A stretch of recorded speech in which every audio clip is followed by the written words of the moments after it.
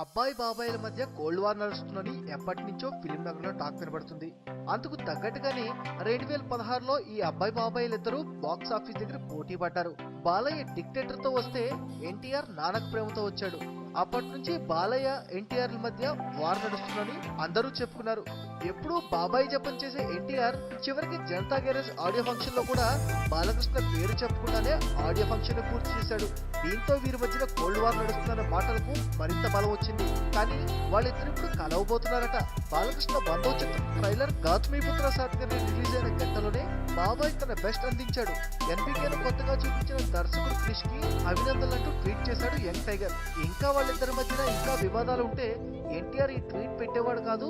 కానీ శాతకర్ణి ట్రైలర్ కి ఎన్టీఆర్ నుంచి రియాక్షన్ రావడం చూస్తే బాబాయ్ తో వివాదాలకు చెక్ పెట్టినట్లే అంటున్నారు ఫిల్మ్ నగర్ వాసులు. అంతేకాదు రీసెంట్ గా బాలయ్య కూడా యంగ్ టైగర్ ను శాతకర్ణి ఆడియో ఫంక్షన్ కి ఆహ్వానించాడట.